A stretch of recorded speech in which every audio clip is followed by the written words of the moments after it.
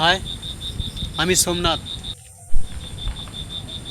আমি এখন দাঁড়িয়ে আছি একটা ফাঁকা জায়গা, নির্জন। মানে সেখানে কেউ নেই, জাস্ট আমি একা আছি। জায়গাটা দেখলে বুঝতে পারবে এটা একটা রেল স্টেশন প্ল্যাটফর্ম। দেখো, সই দূর দূরান্ত, এদিকে 1 নম্বর, এদিকে 2 নম্বর, কেউ নেই। আমার এ সাইডে ঘুরলে এপারে পুরো সব তোমার জমি। আমার এ সাইডটা ঘুরে দেখাচ্ছি, পুরো দেখো ফাঁকা। ও দূর দূর থেকে কিছু দেখতে পাবে না, পুরো ফাঁকা, তাই না? এপারেও দেখো পুরো ফাঁকা। তো তোমরা ভাবছো তো একাটা কি হয়েছে, কেন ভিডিও করার কি দরকার? তো তোমাকে একটা কথা বলি ভাই, লাইফে না একা থাকার আলাদা একটা মানে আলাদা মজা একটা।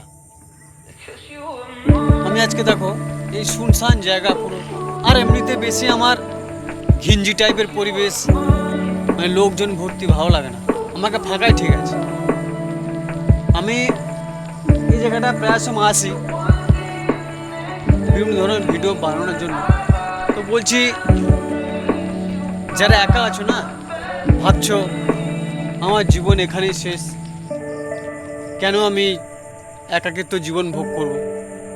তো ভাই, তোমাকে একটা কথা বলি, জীবনে একা বাঁচতে শেখো, ঠিক আছে? বাঁচতে শেখো, দেখবে অনেক ভালো, অনেক ভালো। তুই ভাবছো আমার হয়তো লাইফ পার্টনার হলে বেটার হতো, আমার লাইফ পার্টনার থাকলে আরও খুব ভালো হতো। আমি একা চলতে পারছি না, কীভাবে চলবো, পরে কি হবে, পরে কি হবে, এইসব চিন্তা করে করে দেখবে তোমার এখনকার সময়টা খারাপ হয়ে যাবে। তাই বলছি ভাই, একা বাঁচতে শেখো, ঠিক আছে? ভবিষ্যতে কী হবে তুমি কি জেনে বসে আছো? ভবিষ্যতের থেকে বেটার তো হতে পারে, তাই নাকি?